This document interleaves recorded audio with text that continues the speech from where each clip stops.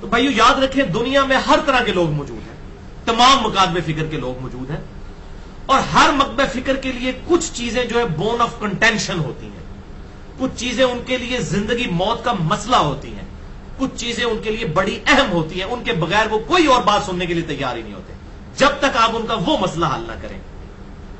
مثال کے طور پر بریلویوں کے لیے، ان کی پبلک کے لیے جو ٹریننگ ہوئی ہے، ان کو آپ چاہے قرآن حکیم سے کوئی آیت پیش کریں، بخاری مسلم سے حدیث پیش کریں، وہ کہتے ہیں نہیں بھائی تسی آئی گستاخ رسول ہو۔ ان کو یہ جو ایک ٹوٹکا سکھا دیا نا لوگوں کو گستاخ رسول کہنے کا اپنے علاوہ، تو جب تک گستاخیوں کے اوپر بات نہیں ہوگی انہوں نے اگلی بات ہی نہیں سننی۔ اور میں نے الحمدللہ پھر لیکچر ریکارڈ کروایا، مسئلہ نمبر 71B، انڈیا اور پاکستان کے بزرگوں کی 19 گستاخانہ عبارات کا تحقیقی جائزہ، جس میں میں نے کسی کو نہیں چھوڑا۔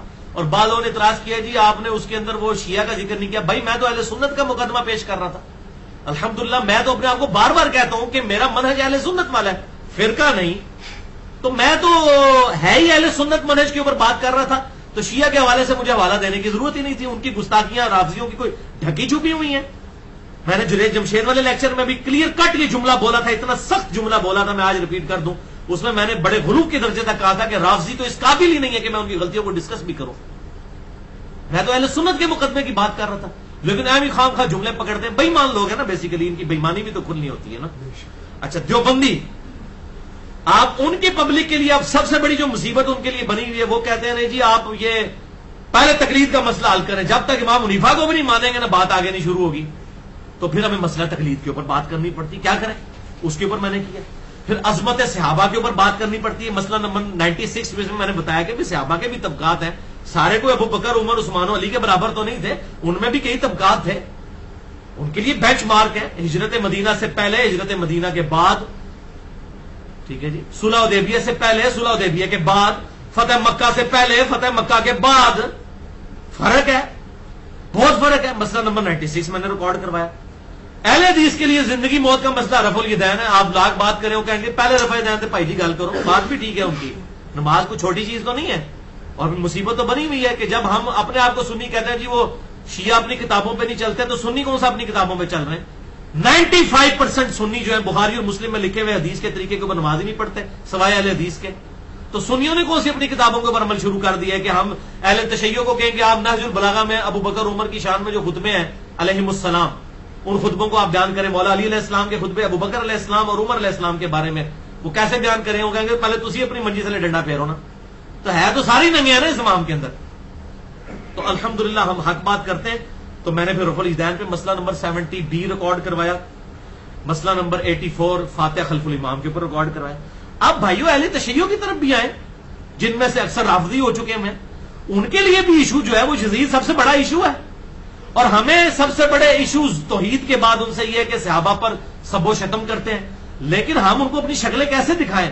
وہ ہمیں کہتے ہیں جی آپ ہمیں سب و شتم کا کہتے ہیں، سب و شتم تو معاویہ بن ابی سفیان رضی اللہ تعالیٰ عنہ نے شروع کروایا تھا، ابھی منہ اڑ کے بہ جانے ہیں، پھر میں ہی بات کروں گا نا، تو پھر میں وہی بات کروں گا، بھائی ہمارے بارے میں تو ہمارے محبوب صلی اللہ علیہ وسلم نے ہمارے لیے ایک گائیڈ لائن دے دی ہے، بخاری اور مسلم کی متفق علیہ حدیث ہے کہ تم سے اگلی قومیں اس لیے ہلاک ہوئیں کہ ان کے اشرافیہ کے لیے الگ قوانین ہوتے تھے اور عام لوگوں کے لیے الگ۔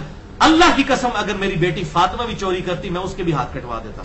فاطمہ سے بڑھ کر کس کا مرتبہ ہے؟ بخاری اور مسلم کی متفق علیہ حدیث ہے، جنتی عورتوں کی سردار ہے فاطمہ علیہ السلام رضی اللہ تعالی عنہا۔ تو اسی طریقے سے اگر ہم رافضیوں کے سب و شتم کے خلاف بولیں گے تو معاویہ بن ابی سفیان کا سب و شتم بھی اسی طریقے سے غلط ہوگا۔ بلکہ اگر آپ میری پرسنل رائے پوچھیں تو میں یہ کہوں گا کہ جو نبی کا صحابی ہے اس سے ایکسپیکٹیشن کم ہے کہ وہ اس معاملے میں زیادہ ڈیویٹ کرے۔ آج کے لوگوں کو آپ کہہ سکتے ہیں 1400 سال بعد ہے، ان تک تو کوئی بگڑی ہوئی حالت میں چیزیں پہنچی ہیں، لیکن جو اس دور میں موجود تھے ان کا معاملہ جو ہے نا وہ زیادہ اس حوالے سے سخت ہو جاتا ہے۔ اس لیے پھر میں نے مسئلہ نمبر 61 ریکارڈ کروایا، حسینیت اور زیدیت کا تحقیقی جائزہ، مسئلہ نمبر 101 صحیح مسئلہ خروج اور فکر حسین حق پرستی کی علامت ہے، مسئلہ نمبر 102 فضائل حسین اور یزید کے جھوٹے دفاع کے علمی جوابات۔ الحمدللہ تو اس حوالے سے میں نے اہل سنت کا منہج بالکل واضح کیا ہے۔ تو اب سب و شتم کے حوالے سے اگر اہل سنت نے سیدنا ابو بکر عمر عثمان اور علی رضی اللہ عنہ مجمعین، یہ باقی صحابہ کا دفاع کرنا ہے، تو پھر اس میں ایک قانون رکھنا ہوگا۔ اور یہ جو مجھے بار بار کہتے ہیں نا جناب کہ جی اس نے مسئلہ یزید اٹھایا، بھائی مسئلہ یزید تو 2008-9 کے اندر ڈاکٹر ذاکر نائک نے اٹھایا، اس سے پہلے اللہ کی قسم میری اس لیول کی تحقیق نہیں تھی۔ اس کی تحقیق میں نے مسئلہ نمبر 61 ریکارڈ کروایا، اور بعد میں باقی لیکچر، اور میرے ٹوٹل 11 لیکچر ہیں اس ٹاپک پہ، میرے 200 لیکچر میں سے 11 ہیں اور صرف 5% بنتے ہیں۔ کہتے ہیں ہر وقت باتیں کرتا ہے، 5% ہے، اور یہ جب لیکچر بڑھیں گے تو یہ تو 5% کے 1% بھی نہیں رہ جائیں گے۔ لیکن مسئلہ یہ جس کی دم پہ پاؤں پڑتا ہے نا، اس کو تو یہی لگتا ہے کہ یہ وہ آپ بریلوی کہتے ہیں وہ ہر وقت ہمارے بزرگوں کے خلاف بولتا ہے، جو بندی کہتے ہیں سانو رگڑتا رہتا ہے، ہر ٹائم جناب یہ کرتا رہتا ہے، اہل تشیع کہتے ہیں دیکھو ذرا معاویہ کی غلطیاں بیان کرتا ہے، پھر رضی اللہ تعالیٰ عنہ بھی کہتا ہے۔ تو خوش تو کوئی بھی نہیں ہے، اہل حدیث تو ماشاءاللہ جتنے میرے ساتھ وہ محبت کر رہے ہیں وہ آپ کے سامنے ہیں، انڈیا کے ہوں، پاکستان کے ہوں یا باقی ملکوں کے، ان کی جو محبت ہے، جس طریقے سے میرے ساتھ گالی گلوچ تک محبت فرماتے ہیں، وہ تو سب کے سامنے کھلی ہوئی ہے، کوئی ڈھکی چھپی ہوئی بات تو نہیں ہے۔ تو یہ ڈاکٹر ذاکر نائک نے مسئلہ اٹھایا، ہم نے جواب دیا، آپ ہمیں جوتیاں مارے اور ہمارے رونے میں بھی پابندی لگائیں، ہم روئے نہیں نا، مسئلہ تو انہوں نے اٹھایا۔ اس وقت کون سا عالم سامنے آیا مجھے بتائیں جس نے ڈاکٹر ذاکر نائک کا بائی نیم رد کیا ہو؟ اب میں خصوصاً اہل حدیث سے مخاطب ہوں، زیادہ پیڑ انہوں نے ہے نا میرے اس مسئلے اس مسئلے میں۔ ویسے تو سب سے زیادہ الحمدللہ اہل حدیث کی پبلک مجھ سے محبت کرتی ہے، اور میں آج پھر کہتا ہوں کہ میں تمام مکاتب فکر میں حق کے سب سے زیادہ قریب اہل حدیث کے منہج کو سمجھتا ہوں، مجھے کوئی اس پہ آر نہیں ہے کہنے کے اوپر الحمدللہ، لیکن میں باقیوں کی تکفیر نہیں کرتا، جن مسئلوں میں میرا اختلاف ہے ڈنکے کی چوٹ پہ کرتا ہوں۔ تو میں اب اہل حدیث سے سوال کرتا ہوں کہ دسو کیڑا مولوی توڑا جس نے بائی نیم یزید کا رد کیا ہو؟ ایک بتا دو پوری دنیا کے اندر۔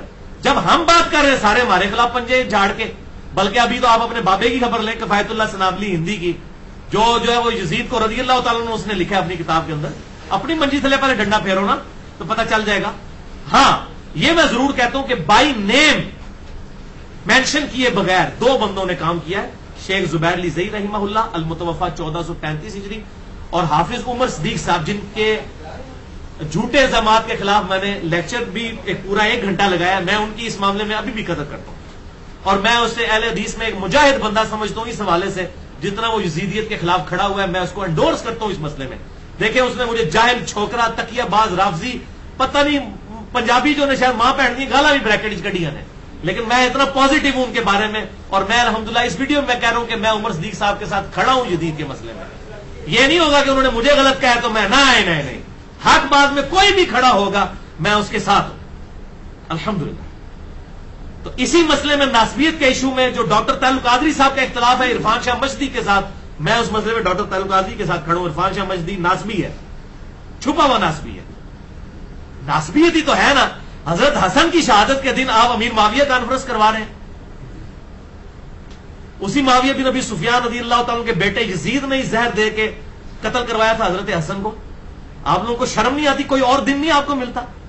10 محرم کے دن آپ نے فضائل معاویہ کانفرنس رکھی ہوتی ہے، یہ جان بوجھ کے ہمیں تکلیف دیتے ہیں آپ کریں، لاکھ بار کریں، ہم بھی ہمارے نزدیک تو حضرت معاویہ کی یہی فضیلت کافی ہے کہ وہ صحابی ہیں، اسی درجے پہ کوئی نہیں پہنچ سکتا۔ تو اس قسم کی چیزیں نہیں ہونی چاہیے، تو میں الحمدللہ ساتھ ہوں، لیکن بائی نیم ان دونوں نے بھی نہیں رد کیا، نہ ڈاکٹر ذاکر نائک کا رد کیا حافظ عمر صدیق نے، نہ بائی نیم کیا شیخ زبیر علی زئی صاحب نے۔ نجی محفلوں میں میرے سامنے کہتے تھے، وہ پہلا بندہ تھا جس نے مجھے کہا تھا کہ ڈاکٹر ذاکر نائک علی بھائی یزیدی ہے، میں تو اس کو چھوڑ دیا۔ میں نے پہلی بار یزیدی کی ٹرم جو ہے شیخ زبیر صاحب کے منہ سے سنی تھی، اس وقت پھر میں نے کہا یہ کیا مسئلہ ان کا، اس نے جو قسطنطینیہ والی بشارش فٹ کیا، اس کے بعد میں نے تحقیق کرنی شروع کی، پھر میں نے پمفلٹ لکھا رافضیت، ناصبیت اور زیدیت کا تحقیقی جائزہ، اس کی پروف ریڈنگ شیخ صاحب سے پھر بعد میں نے کروائی۔ اس وقت تو میری تحقیق کا آغاز ہوا، لیکن بائی نیم انہوں نے بھی کہیں پر مینشن نہیں کیا اس حوالے سے۔ مولانا اسحاق صاحب نے کیا، لیکن اب مسئلہ یہ ہے کہ ان کو تو مولویوں نے سرٹیفکیٹ دیے ہوئے، ان کو کوئی مکتبہ فکر آن نہیں کرتا، لہذا میں ان کا ریفرنس اس لیے اس حوالے سے کوٹ نہیں کر رہا۔ باقی انہوں نے جو اس حوالے سے کام کیا ہے وہ پوری دنیا میں قدر کی نگاہ سے دیکھا جاتا ہے۔ مجھے کئی معاملات میں ان سے اختلاف ہے، اور میں نے ان سے ملاقات میں بھی کہا تھا کہ آپ بہت زیادہ جذباتی ہو جاتے ہیں بعض اوقات۔ میں نے ان کو بالکل کلیئر کٹ، اور میں یہ ویڈیو کی وسادت سے ان کے چند جو پکے قسم کے فالوور ہیں میں ان کو بالکل یہ کلیئر کٹ بتا دوں، میں نے مولانا اسحاق مدنی صاحب کو کہا تھا کہ آپ کا جو سٹانس ہے حضرت معاویہ بن ابی سفیان رضی اللہ تعالیٰ کے بارے میں، بعض اوقات آپ بہت زیادہ سخت الفاظ استعمال کرتے ہیں، اور یہ مجھے اچھا نہیں لگتا۔ آپ علمی رد ضرور کریں، لیکن آپ کے الفاظ بہت زیادہ سخت ہوتے ہیں، اور میں نے کہا مجھے پتا ہے آپ کی عمر اب 70 سے پلس ہے، تو آپ حیران ہوں گے، حالانکہ آپ کو پتا وہ کتنے پکے حسینی تھے. مجھے آج تک یاد ہے انہوں نے اپنے دونوں ہاتھ میرے کندھے پہ رکھے ادھر پیچھے آ کے مجھے کہتے ہیں بیٹا آپ نے مجھے بہت اچھی وصیت کی ہے. یہ مولانا اسحاق مدنی صاحب نے، جب میں نے ان کو، یہ فیصلہ آباد والے، ان کا بیٹا مجھے آپ نے بہت اچھی وصیت کی ہے، یہ ان کے الفاظ تھے. تو الحمدللہ ہم غلو کے درجے میں کہیں نہیں جاتے، اور وہ بھی نہیں جاتے تھے. میرے 40 سوالوں والے انٹرویو میں انہوں نے کلیئر کٹ کہا، جب میں نے پوچھا کہ یہ رافضی کہتے ہیں کہ حضرت عائشہ کا قتل جو ہے معاویہ بن ابی سفیان نے کہا بالکل جھوٹ بولتے ہیں، ان کا جنازہ تو اوپنلی ہوا ہے، کوئی قتل نہیں، حضرت عائشہ اپنی موت مری ہیں، کوئی معاویہ بن ابی سفیان نے ان کے لیے گڑھا نہیں کھودا. اتنے منصف مزاج تھے اس حوالے سے. بعض کا جذباتی ہو جاتے تھے، ان کی عمر کا بینیفٹ بھی اس حوالے سے ان کو دینا چاہیے، میں یہ سمجھتا ہوں. بھائیو اس حوالے سے یہ بات یاد رکھیں کہ اس وقت دنیا گلوبل ولیج بن چکی ہے، یعنی ایک گاؤں چھوٹا سا. بلکہ میں کہتا ہوں کہ اب تو یہ گلوبل ولیج والا محاورہ بھی پرانا ہے، گلوبل ہوم ہے یہ پوری دنیا. گھر بیٹھے آپ دنیا کی کوئی لائبریری بھی ایکسس کر سکتے ہیں، اسمارٹ فون کے ذریعے، لیپ ٹاپ کے ذریعے، انٹرنیٹ کے ساتھ پوری دنیا کے ساتھ آپ جڑے ہوئے ہیں. اب یہ ہمارے جو اسمارٹ فونز ہیں لوگوں کے پاس، اس کے اندر الارم بھی آ چکے ہیں، نمازوں کی ٹائمنگ بھی آ چکی ہوئی ہے، انٹرنیٹ بھی اویلیبل ہے، کمپیوٹر بھی یہی ہے، ٹیمپریچر کا آپ نے پتا کرنا ہے وہ بھی یہی ہے، اور سوشل میڈیا جو ایک سمجھ لیں ایک ایٹم بم ہے. سب سے بڑا اس وقت میڈیا تو سوشل میڈیا ہے، فیس بک، یوٹیوب، واٹس ایپ اور یہ باقی جتنے ساری چیزیں ہیں. اس کی وجہ سے دنیا گلوبل ولیج نہیں گلوبل ہوم بن چکی، ایک گھر کی مانے. اب وہ زمانے گئے کہ جب یہ چند خاص موضوعات چند لوگوں تک محدود تھے. اب کوئی ایک بندہ حدیث کو شیئر کرا دینا ایک فیس بک کے اوپر تو لاکھوں لوگوں تک پہنچ جاتی ہے. ایسے بھی ہمارے لوگ ہیں جن کے فالوورز 10-10 لاکھ سے زیادہ ہیں، ایسے علماء بھی ہیں. تو جب وہاں پہ کوئی چیز شیئر ہوگی 10 لاکھ لوگوں تک پہنچے گی، اور 10 لاکھ آگے جتنوں تک پہنچائیں گے تو اب آپ یہ کہیں گے کہ یہ گلاں وہاں مج نہیں کرنی چاہیے، اور پائی وہاں مج پہلے ہی ہو گئی ہیں گلاں. ڈاکٹر ذاکر نائک نے جب بات کی تو کروڑوں لوگوں تک تو اسی وقت پہنچ گئی نا، وہ تو ایک انٹرنیشنل سپیکر ہے. جب یزید کے بارے میں بات کی تو مسئلہ تو انہوں نے چھیڑا، ہم نے تو جواب دیا. جوتیاں بھی آپ ہمارے سر پر مارے اور ہمیں رونے بھی نہ دے. تو اس حوالے سے جو لوگ کہتے ہیں سلف کا فہم، تو میں یہ کہوں گا کہ ہمارے سلف بڑے نیک نیت تھے. امام احمد بن حنبل المتوفا 241 ہجری، اگر انہوں نے یہ بات کہی تھی کہ مشاجرات صحابہ یا اس طرح کے ایشوز ہمیں پبلکلی ڈسکس نہیں کرنے چاہیے، تو بالکل ٹھیک کہا تھا انہوں نے. اس وقت تو ایک ساتھ والے گھر میں کیا ہو رہا ہے نہیں پتا ہوتا تھا. آج اگر احمد بن حنبل زندہ ہوتے تو اپنے فتوے سے رجوع کرتے ہی. ان کا فتوا تھا، یہ کوئی قرآن حدیث تو نہیں تھا نا، فتوا تھا نا، ایکسپرٹ اوپینین تھا. آج کے دور کے معاملے میں اگر وہ دیکھتے کہ بھائی ایک تو طریقہ یہ کہ فیس بک پہ کوئی رافضیوں کی طرف سے اہل سنت کے خلاف کوئی حدیث شیئر ہو جاتی ہے، ایک تو ہے کہ آپ جواب دیں، حدیث کرتاز شیئر ہو جائے بخاری اور مسلم کی، تو ہم کیا کہیں گے یہ ڈسکس نہ کریں. میں نے الحمدللہ ڈسکس کیا، میرے علاوہ کسی نے نہیں کی حدیث. 3.25 گھنٹے کے اندر 55 مسئلہ وسیع رسول کون ہے اور حدیث کرتاز کا تحقیقی جائزہ، کہ سیدنا عمر جو ہے وہ وفات کے وقت آپ صلی اللہ علیہ وسلم نے فرمایا کاغذ قلم لاؤ تو میں لکھ دوں، اس کے بعد تم گمراہ نہیں ہوگے. تو حضرت عمر حائل ہوئے، وہ رافضی کہتے ہیں جی یہ تو دیکھ لیں. تو میں نے وہ پورا ایک لیکچر دیا 3.25 گھنٹے کا. اب میں ایک حدیث کرتاز بیان نہیں کرنی چاہیے، تو بخاری اور مسلم میں یہ موجود ہے حدیث، میں تو نہیں پائی پہلے ہی موجود ہے، تو کوئی شیئر کرائے گا. اسی طریقے سے میں نے جو 50 حدیثیں لکھی ہیں، جمع کی ہیں اہل سنت کی کتابوں سے، واقعہ کربلا کا حقیقی پس منظر 50 صحیح الاسناد حدیث کی روشنی میں.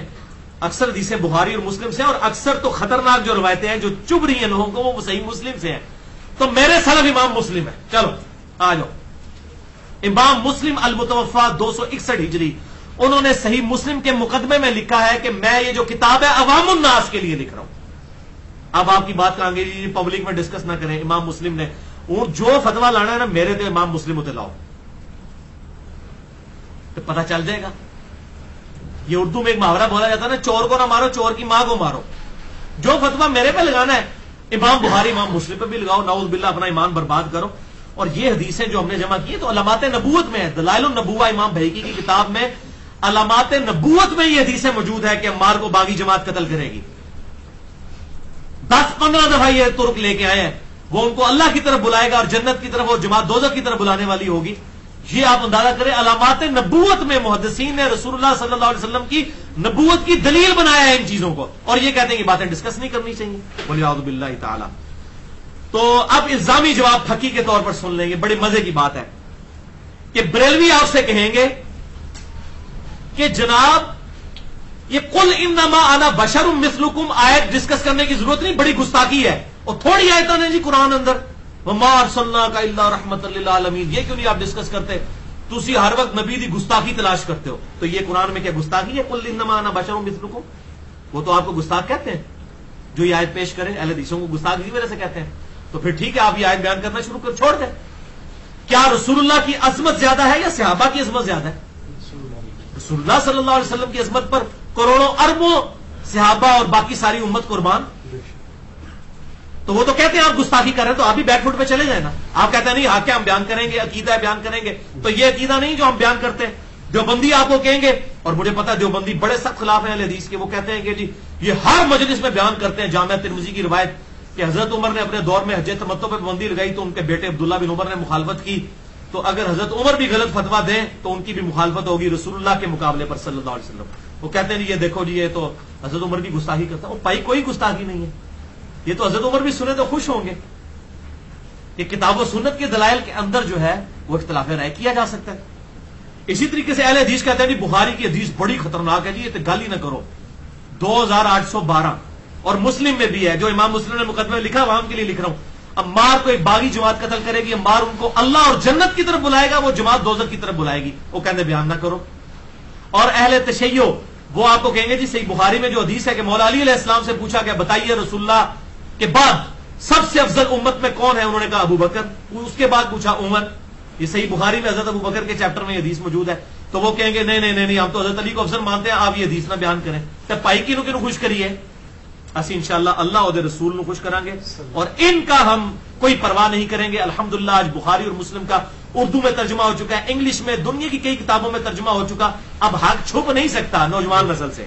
الحمدللہ بچے بچے کے حال میں بخاری مسلم آ گیا. اب لوگوں کو یہ کہیں گے کہ پتر نشان لوا لا ہے ساڈے مولوی کو، اے حدیثاں پڑھنی نہیں، اے نہیں پڑھنی، اے آیتاں پڑھنی نہیں، اے نہیں پڑھنی. تو بھائی کو گل ہے کرنے والی، آپ بے عزت ہو گے، خود بے عزت ہوں گے اگر آپ اس طرح کی باتیں کریں گے. اور اسی لیے وہ کہہ رہے ہیں نا، کچھ علماء نے میٹنگ کر کے یہ کہا کہ علی کو جواب نہ دو یہ مشہور ہو جائے گا. دوسرے کہتے ہیں بھائی مشہور کے وہ پہلے ہی اتنا مشہور ہے جواب دینا پڑا ہے، تو جواب دو. میں کہنا جواب دو اور بے عزت ہو گے. تھوڑی پبلک تو لتر مارے گی کہ بھی بخاری اور مسلم میں یہ حدیثیں موجود ہیں اور آپ اس کو کہہ رہے ہو، تو سب سے پہلے صحیح بخاری صحیح مسلم کے اوپر فتویٰ لگاؤ. تو بھائی ایسی جدید صورتحال کے اندر دو قسم کی اپروچز ہیں، دو قسم کی اپروچز ہیں. اپروچ نمبر 1 یہ ہے جو یہ مولویوں کی ہے کہ جی کبوتر کی طرح آنکھیں بند کر لیں، آنکھیں بند کر لیں کبوتر کی طرح، اپنے مسئلے بیان کریں دوسرے چھوڑ دیں.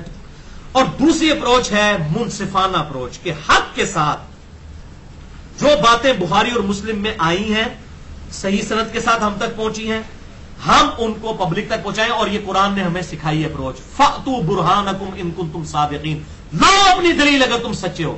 قرآن تو کافروں کو کہتا ہے اپنی دلیل پیش کرو، تو قرآن جس مخاطب کو کہہ رہا ہے وہ مخاطب نہیں کہے گا کہ تم بھی دلیل پیش کرو. تو ہم الحمدللہ کتاب و سنت سے یہ دلیل پیش کریں گے. اور سورۃ النحل کی آیت نمبر 125 جس کے کانٹیکسٹ میں یہ 4 لیکچر چل رہے ہیں، ادعو الی سبیل ربک بالحکمہ والموعظۃ الحسنہ وجادلہم باللتی ہی احسن، اس کے تحت ہم الحمدللہ حق بات کر رہے ہیں. تو میں یہ دوسری اپروچ کے ساتھ ہوں، لیکن یہ بڑی مشکل اپروچ ہے، بڑے مضبوط اعصاب چاہیے. یہ سارے لوگ مخالف ہو جاتے ہیں. الحمدللہ یہ اللہ تعالیٰ نے مضبوط اعصاب دیے ہیں تو ان کو برداشت کریں، یہ اللہ کی دین ہوتی ہے الحمدللہ.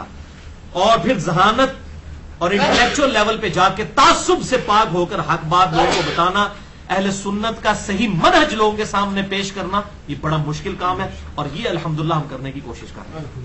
اور تمام مکاتب فکر کی جو حق بات ہے وہ قبول کرتے ہیں، جو غلط بات ہے اس کا رد کرتے ہیں، ڈنکے کی چوٹ پہ کرتے ہیں. کسی کے ساتھ کوئی رشتہ داری نہیں ہے ہماری اس حوالے سے. تو الحمدللہ میں یہ اکثر کہتا ہوں کہ ہم نے یہ ایک انٹرنیشنل علمی جنرل سٹور کھولا ہوا ہے. جیسے وہ یہ بڑے بڑے انٹرنیشنل سٹور ہوتے ہیں نا، وہاں ہر قسم کا سودا بکتا ہے. آپ کے تو چھوٹے چھوٹے کنویں ہیں، کسی نے اپنی بحثیں جو ہے صرف رفع الیدین اور آمین تک رکھی ہوئی ہیں، کسی نے صرف اپنی سب و شتم تک رکھی ہوئی ہیں، کسی نے صرف تقلید تک رکھی ہیں، کسی نے گستاخانہ باتوں تک. پورا دین ادھر تھلے انہوں تک گھومتا ہے. یہ ہے الحمدللہ علمی جنرل سٹور. ہر ٹاپک ڈسکس کریں گے. اور الحمدللہ سینکڑوں موضوعات کمپیریٹو اسٹڈی کرنے کے بعد میرے ریکارڈ ہو چکے ہیں. اور یہ الحمدللہ ویڈیو بکس ہیں. کتاب پڑھ، مجھے لوگ کہتے ہیں کتاب لکھیں. یہ ایک لیکچر حیات النبی پہ جو میں نے 2 گھنٹے کا دیا ہے، کتاب لکھوں تو 500 صفحے چاہیے، کون لکھے؟ لیکن وہ 500 صفحے کتاب کوئی پڑھے گا بھی نہیں. 2 گھنٹے کا لیکچر لوگ سنیں گے، اور کتنے لوگ سنتے ہیں حق بات الحمدللہ. قبول کرتے ہیں تو میں یہ مشورہ دوں گا اپنے مخالفین کو کہ کم از کم ایک دفعہ اہل سنت پاک.com وزٹ کریں، خصوصاً اس میں آل اختلافی مسائل میرے دیکھیں، اور سینکڑوں موضوعات کے اوپر تقریباً 150-200 لیکچرز ریکارڈ ہو چکے ہیں کئی موضوعات کے اوپر، ان کو اسٹڈی کریں، اور آپ پھر mirza_95@yahoo.com پہ مجھے ای میل کر کے بتائیں کہ اردو لینگویج کے اندر کس بندے نے اس طرح کا کام کیا ہوا ہے. اور میں کوئی تکبر کے طور پہ نہیں کہہ رہا، میں اپنا درد آپ کے سامنے رکھ رہا ہوں. اور الحمدللہ آج دنیا میں 60% مسلمان اردو سمجھتے ہیں. انڈیا، پاکستان، بنگلہ دیش، نیپال، یہ 60% مسلمان تو یہاں کے ہیں. پوری دنیا میں انگلش سمجھنے والے تو 20-25% لوگ ہیں، 60% اردو سمجھنے والے لوگ ہیں. اور الحمدللہ ہماری دعوت ہر بندے تک پہنچ رہی ہے. اس حوالے سے دنیا کے ہر بر اعظم میں پہنچی ہوئی ہے، اور الحمدللہ ہر موضوع پہ، اور کئی موضوعات تو مولویوں کی کیپیسٹی سے باہر ہے. میں آپ کو بتاتا ہوں ایک موضوع، مجھے بتائیں کسی نے لیکچر دیا ہو. پروفیسر رچرڈ ڈاؤکنز کی کتاب ہے دا گاڈ ڈیلوژن. ہمارے جہلم شہر کے اندر آج سے 5 سال پہلے تک یہاں پہ کچھ پروفیسر سے وہ کتاب بانٹ رہے تھے کہ خدا کا نظریہ ایک ڈیلوژن فرسودہ ہے. اسلام آباد میں تو آپ چھوڑ دیں کیا حالت ہے، پوری دنیا میں سب سے زیادہ یہ کتاب چھپتی ہے خدا کے نظریے کے خلاف. جو کتاب چھپتی ہے یہ دا گاڈ ڈیلوژن ہے. رچرڈ ڈاؤکنز آکسفورڈ یونیورسٹی کا پروفیسر ہے، 78 سال اس کی عمر ہے، ابھی بھی زندہ ہے مردود. اللہ اس کو ہدایت دے. تو اس نے کتاب لکھی تقریباً 450 صفحات پر. میں نے وہ کتاب پڑھ کر میں نے اس کے اوپر 2 گھنٹے کا لیکچر اس کے جواب میں ریکارڈ کروایا. الحمدللہ ہو کریٹڈ گاڈ اور جدید شیطانی وسوسوں کا تحقیقی جائزہ، مسئلہ نمبر 83B. کس مولوی کی کمپیٹنسی ہے کہ یہ کام کرے؟ ان بیچاروں کو تو سائنس، ان کو تو ابھی تک نہیں پتا چلا انگریزی مسلمانوں کی زبان ہے یا کافروں کی زبان ہے. جو بیچارے اس سے نہیں باہر نکلے ہوئے ہیں وہ کہتے ہیں جی پہلے عربی سیکھو. پائی میں کہنا تھی انگریزی سیکھی ہے، آؤ انگریزی مناظرہ کرو میرے نال. خدا دا نا جی اللہ دے بندے ہو. یہ میں صرف الزامی بات پہ کروں، کدھر آئی نہ جائے کو مناظرہ کروں، مناظرہ زیادہ کوئی نہیں کرنا پائے. اس حوالے سے آپ میری کلیریفکیشنز بھی دیکھ سکتے ہیں. مسئلہ نمبر 108 میرا ریکارڈ ہے. انجینئر محمد علی مرزا کی website, YouTube channel, WhatsApp, Facebook اور لیکچرز کے حوالے سے میری کلیریفکیشن کہ میری طرف سے عام اجازت ہے بغیر کٹنگ کے میرے لیکچرز کوئی اپلوڈ کرے. ریسرچ پیپرز فری ہم تقسیم کرتے ہیں، آگے بھی کسی کو چھاپنے کی اجازت ہے بغیر اس کو تبدیلی کیے. اور الحمدللہ 150 سے زیادہ اختلافی موضوعات پہ لیکچرز ہیں، 200 کے قریب الحمدللہ قرآنی کے لیکچر ہیں. 14 پارے ہمارے تقریباً کور ہو چکے ہیں الحمدللہ ان 200 لیکچرز کے اندر. تقریباً 200 ہیں، 190 کے قریب. تو میں علماء سے بھی ریکویسٹ کروں گا کہ اپنے اپنے مدرسوں کے کنویں سے باہر نکلیں. بھائی باہر بہت بڑی علم کی دنیا ہے، آپ دیکھیں مکاتب فکر سے باہر نکل کے دیکھیں کتنی بڑی دنیا ہے. اب آخر میں ایک آیت کے حوالے سے کلیریفکیشن دے دوں، یہ اکثر لوگ اس حوالے سے پیش کرتے ہیں. وہ سورۃ البقرہ کی ہے، آیت نمبر 133 اور 141. یہ 2 دفعہ آیت آئی ہے. اعوذ باللہ من الشیطان الرجیم، بسم اللہ الرحمن الرحیم. تلک امۃ قد خلت لہا ما کسبت ولکم ما کسبتم. وہ ایک امت تھی جو پہلے گزر چکی، ان کے لیے ان کے اعمال ہیں، تمہارے لیے تمہارے اعمال ہیں. ولا تسألون عما كانوا يعملون. تمہیں نہیں پوچھا جائے گا کہ وہ کیا اعمال کیا کرتے تھے. وہ کہتے ہیں جی اس کی وجہ سے نا یہ پرانے بزرگوں کے قصے کہانے نہیں چھیڑنے چاہیے. ہر بندہ اپنے اپنے بزرگوں کو ڈیفینڈ کرتا ہے نا. کہتے وہ اشرفی تھانوی صاحب فوت ہو گئے، احمد بریلوی صاحب فوت ہو گئے، تو میں کہاں گا بھائی جی پھر غلام احمد قادیانی صاحب بھی فوت ہو گئے نے، چھڈ دو انہوں کیوں مگر پے ہونا دے. یہ بھی الزامی جواب یہ بھی ہوگا نا. اس لیے کہتے ہیں صحابہ کرام. اور یہ آیت کا مطلب بھی آپ غلط لے رہے ہیں. یہ آیت کا یہ مطلب نہیں ہے، پورا کانٹیکسٹ ہے. یہود و نصارہ کہتے تھے ہمیں ابراہیم کی نسبت کام آئے گی، جو ہم بھی اکثر لوگ کہہ رہے ہوتے ہیں جو کچھ بھی ہیں تیرے محبوب کی امت سے، ہم نے خود اپنے آپ کو صحیح نہیں کرنا، نسبت ہی کام آئے. تو اللہ تعالیٰ نے ان کو ٹانٹ کیا ہے کہ ان کی نسبت تمہیں کام نہیں آئے گی. تلک امۃ قد خلت، وہ نیک لوگوں کی جماعت تو جا چکی. لہا ما کسبت ولکم ما کسبتم. جو نیکیاں انہوں نے کمائی تھی وہ اپنے ساتھ لے گئے ہیں، تمہاری نیکیاں تمہارے کام آئیں گی. تمہیں نہیں پوچھا جائے گا انہوں نے کیا نیک امال کیے. یہ برائیوں کے بارے میں نہیں ہے. اگر برائیوں کے لیے ہوتا تو یہ لہا ما کسبت ولکم ما کسبتم نہ ہوتا، بلکہ ہوتا علیہا مکتسبت وعلیکم ما کسبتم. اس کے لیے اس کا وبال ہے جو اس نے کیا، اور تمہارے لیے اس کا وبال ہے جو تم نے کمایا. جیسے لا یکلف اللہ نفسا الا وسعها، لا یکلف اللہ نفسا الا وسعها، لہا ما کسبت وعلیہا مکتسبت.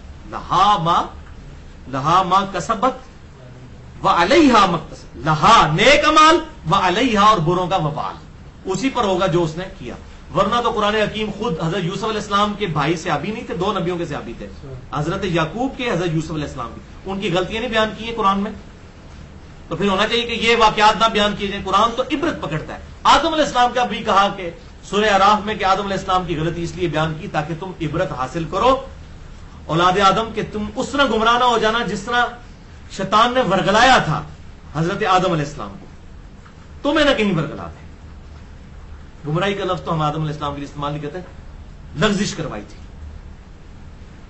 تو اچھا اس میں یہ کہتے ہیں کہ جی تسی جڑا ہے یہ جنگ جمل صفین نہروان سے کون سی عبرت حاصل کرنی پائی؟ سب تو بڑی عبرت آج دے دور دی امام مہدی کی خوشخبریاں نہیں ہیں ابو داؤد اور مسند احمد کے اندر کہ اس وقت تک قیامت نہیں آئے گی کہ جب تک میری بیٹی فاطمہ کی اولاد میں سے میرے نام پر، جس کے باپ کا نام میرے باپ کے نام پر، اس کی ماں کا نام میری ماں کے نام پر ہوگا، امام محمد بن عبداللہ مہدی نہ پیدا ہو جائے، پوری دنیا کو انصاف سے بھر دے گا. تو امام مہدی جو ہے وہ حضرت حسن حسین کی اولاد میں سے ہوں گے، وہ یزیدی ہوں گے. خلافت قائم کرنے کے لیے آپ کو پتا ہونا چاہیے کہ خلافت کے ساتھ ظلم کیا ہوا، خلافت کیسے ملوکیت میں بدلی. یہی تو مولانا مودودی کا مقدمہ تھا خلافت و ملوکیت کے اندر. ان کو کسی سے تکلیف نہیں تھی. اور مولانا مودودی نے جواب دیا تھا، یاد رکھیں، محمود احمد عباسی ناسبی منکرین حدیث، اس نے کتاب لکھی تھی حضرت علی کے خلاف، اس کا جواب دیا تھا مولانا مودودی نے کہ آپ لوگ یہ بات کیا کر رہے ہو. اچھا اس کو سارے جو ہے نا، وہ فیض عالم صدیقی ہمارا جیلم کا تھا یہاں پکا ناسبی، مرتے دم تک اہل حدیث مسجد کا امام رہا، ٹھیک ہے، اس وقت پھر اس کو وہ قتل بھی ہو گیا تھا. تو مسئلہ یہ کہ اپنی زندگی میں تو سپورٹ کرتے رہتے ہیں، بعد میں کہتے ہیں ہمارا اعلان برات ہے. ابھی بھی اعلان برات تو کوئی نہیں، اس کے خلاف کو کتاب تو کوئی نہیں آئی ہے. ایک شیخ زبیر صاحب نے اس کے خلاف کو بات لکھی ہے، باقی اعلان برات تو لکھا ہوا اگر آیا بھی ہے تو کہتے ہیں جی وہ جی امام بخاری کو کھوتا کہتا تھا. او بھائی یہ ان کو تکلیف ہے، اس نے حضرت علی کو جو گالیاں نکالی اس کی کوئی تکلیف نہیں کسی کو. یہ تو نہیں ہونا چاہیے نا. تو یہ بالکل غلط پیش کرتے ہیں. تو الحمدللہ خلافت کے قیام کے لیے ضروری ہے کہ امت کو یہ بات پتا ہو. اور دوسری بات پھکی کے طور پر قرآن کا حوالہ بھی لے جائیں اس حوالے سے، کتمان حق کرنے والے سورۃ البقرہ آیت نمبر 159 اور 60 ہے. اعوذ باللہ من الشیطان الرجیم، بسم اللہ الرحمن الرحیم. ان الذین یکتمون ما انزلنا من البینات، بے شک جو لوگ چھپا لیتے ہیں جو ہم نے نازل کی ہیں روشن چیزیں، قرآن کی آیات یا آپ صلی اللہ علیہ وسلم کی احادیث بھی، وہ بھی اللہ کی طرف سے وہی خفی تو ہے، والہدا اور ہدایت کی باتیں، من بعد ما بیناہ للناس، بعد اس کے کہ ہم نے لوگوں کو ان کو بیان کر دیا لوگوں کے لیے، فی الکتاب اپنی کتاب میں. اولئک یلعنہم اللہ ویلعنہم اللاعنون، ایسے لوگوں پر اللہ کی لعنت اور تمام لعنت کرنے والوں کی لعنت ہے جو حق بات کو چھپا لیتے ہیں، کتمان حق کرنے والے لوگ ہیں.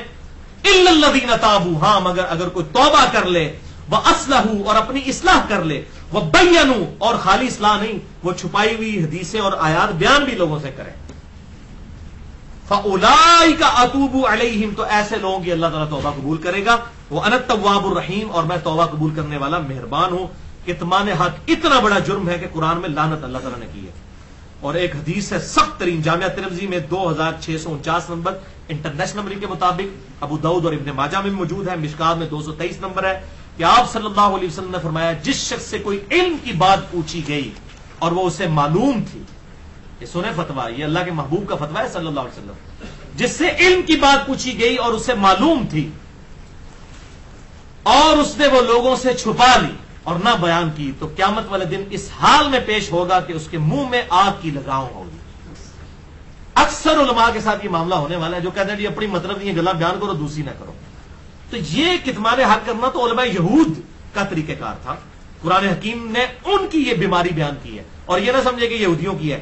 بخاری اور مسلم کی متفق علیہ حدیث ہے، بخاری میں 7320، مسلم میں 6781، کہ تم بھی اگلے لوگوں کے طریقے پر چل پڑو گے، قدم با قدم، بالشت بر بالشت. اگر اگلے لوگوں میں سے کوئی گوہ کے سراغ میں داخل ہوا تو تم بھی اس میں داخل ہوگے. صحابہ نے عرض کی صلی اللہ علیہ وسلم ورضی اللہ عنہم اجمعین، کیا ان سے مراد یہود و نصارہ ہیں؟ آپ نے فرمایا اگر وہ لوگ مراد نہیں تو اور کون لوگ مراد ہیں؟ تو یہود و نصارہ کی یہ خرابی، کتمان حق کو چھپانا، یہ اس امت کے اندر بھی ولیعوذ باللہ تعالی یہ لعنت اور یہ معاملات آ چکے ہیں. اللہ تعالی ہم سب کو اس معاملے میں محفوظ فرما کر حق گوئی کی آواز بلند کرنے کی توفیق عطا فرمائے.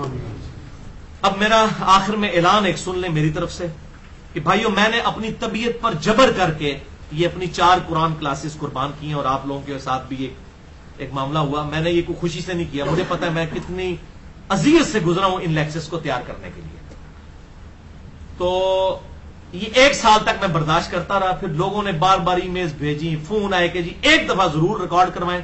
تو میں نے لوگوں کے کہنے کے اوپر اپنی طبیعت پر جبر کر کے یہ 4 لیکچرز 124A B C اور D ریکارڈ کروا دیے. اور یہ لیکچرز انشاءاللہ انجینئر محمد علی مرزا کا دفاع نہیں ہے, بلکہ کتاب و سنت اور اجماع کا دفاع ہے انشاءاللہ تعالی. اور قیامت تک لوگ خود فیصلہ کریں گے کہ حق بات کیا تھی. اور مجھ سے اختلاف کا دروازہ قیامت تک کے لیے کھلا ہے, لیکن علمی دلائل کے ساتھ, جذبات کے ساتھ نہیں. ہر بندے کو حق پہنچتا ہے وہ اختلاف رائے. جب میں حق رکھتا ہوں تو میں دوسروں کو کیسے حق چھین سکتا ہوں؟ لیکن اختلاف رائے کریں, گالی گلوچ کرنا, کسی کو سرٹیفکیٹ جاری کر دینا, یہ آپ کام نہ کریں. نہ اللہ تعالیٰ نے آپ کی یہ ڈیوٹی لگائی ہے. آپ اپنی آخرت نہ برباد کریں. اس قسم کی ڈیوٹی خود لے کے اپنے ذمہ اور اپنی آخرت کی فکر کریں. اب اس کے علاوہ کوئی الزامات کوئی بچیں گے نہیں, وہ سارے اس کے اندر کور ہیں. میں نے ہر لحاظ سے کور کر دیے ہیں. پھر بھی اگر کوئی الزام آئے تو آندہ میں نے اس ٹاپک پہ بالکل بات نہیں کرنی. یہ میں نے اپنے ساتھ اور کتنے اپنے سینئر بزرگوں کے ساتھ عہد کیا ہے.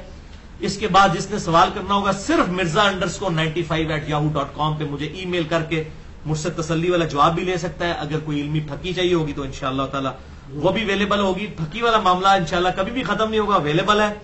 اور الحمدللہ دنیا میں 60% کے قریب مسلمان اردو زبان سمجھتے ہیں. یہ دعوت انشاءاللہ کروڑوں لوگوں تک پہنچی ہے اور پہنچے گی. انڈیا, پاکستان, بنگلہ دیش کے اندر, پوری دنیا کے اندر جہاں جہاں بھی اردو جاننے والے لوگ ہیں, اور دنیا کا کوئی براعظم نہیں لوگ موجود نہ ہو. اور الحمدللہ انہی علاقوں کے لوگ ہیں جو ڈائنامک یعنی اسلام کی لیڈرشپ کے اوپر پوری دنیا کے اندر جو لیڈنگ طور پر اسلام کو پھیلا رہے ہیں, وہ انڈیا, پاکستان, بنگلہ دیش کے لوگ ہیں. کدھر بھی آپ چلے جائیں, مشرق وسطیٰ کے لوگ بعد میں آتے ہیں, یہ لوگ لیڈنگ پوزیشن پہ ہیں. اور الحمدللہ یہ حق بات پہنچے گی. میں سب سے یہ ریکویسٹ کروں گا کہ اس حق بات کو پہنچائیں. اور ایک خاص بات یہ کہ خدا کے لیے مولویوں کی اصلاح کی کوشش نہ کریں. مولوی بیانڈ ریپیئر ہے. کوئی گول کیپر اپنے پول میں گول نہیں پھینکتا, وہ تو ڈیفینڈ کرنے بیٹھا ہے اور اس کی مجبوری آپ سمجھیں. ہو سکتا ہے میری بھی اگر روٹی دین کے ساتھ جڑی ہوتی میں ان سے زیادہ حق چھپانے والا ہوتا. اللہ کا شکر ادا کرے کہ ہمیں یہ تقدیر نے ہمارے پہ غلبہ کیا نا, کہ ہمیں ویسے حالات نہیں دیے. تو ان پہ غصہ بھی نہ کھائیں اور ان کے ساتھ مناظرہ بھی نہ کریں. ان کو ان کے حال پہ رہنے دیں. ان کی پبلک تک بات پہنچائیں. پبلک انشاءاللہ حق بات قبول کرے گی. اور میں تمام دنیا میں جو مسلمان ہیں اس دعوت حق کو پھیلانے کے لیے ہمارا ساتھ دے رہے ہیں ان سے دعا کروں گا. اپنے لیے اور میرے لیے وہ دعا کریں جو امام کائنات سید الاولین والآخرین شفیع المذنبین رحمت للعالمین سیدنا و مولانا امام اعظم محمد رسول اللہ صلی اللہ علیہ وسلم کی اکثر دعا ہوتی تھی. صحیح بخاری میں انٹرنیشنل نمبر کے مطابق 6399, صحیح مسلم 6840. اچھا جی, انڈیا میں مجھے بعض لوگ کہتے ہیں انٹرنیشنل مولانا. بھائی جی انٹرنیشنل ہی ہے یہ نمبر, انہیں ایسے میں دینا نا, ایک عام آدمی بھی چیک کر لے. آپ کے مولوی تو جھوٹی روایتیں بیان کر کے چلے جاتے ہیں, پیچھے کوئی اس کا سر پیر نہیں ہوتا. یہ الحمدللہ میں نے بخاری مسلم کا انٹرنیشنل حوالہ دیا کہ آپ صلی اللہ علیہ وسلم کی اکثر دعا ہوا کرتی تھی, اللہم ربنا آتنا فی الدنیا حسنہ وفی الآخرۃ حسنۃ وقنا عذاب النار. اے اللہ ہمیں دنیا میں بھی بھلائیاں عطا فرما اور آخرت میں بھی بھلائیاں عطا فرما. اور آخرت کی سب سے بڑی بھلائی کیا؟ وقنا عذاب النار, اس آگ کے عذاب سے ہمیں بچا لے. اللہ تعالیٰ سے دعا ہے آج تک میں نے جو بھی حق بات کہی اللہ تعالیٰ ہمارے دلوں میں اور پوری دنیا میں جہاں تک دعوت پہنچ رہی ہے ان کے دلوں میں راسخ فرمائے. اور جس بات میں آج تک میرے منہ سے کوئی غلط بات نکلی ہو اللہ تعالیٰ ہمارے دلوں سے محو کر دے. ہمیں کتاب و سنت کی تعلیمات پر عمل کر کے دوسرے بھائیوں تک پہنچانے کی توفیق عطا فرمائے. سبحانک اللہم و بحمدک اشہد ان لا الہ الا انت استغفرک و اتوب الیک وما علینا الا البلاغ المبین.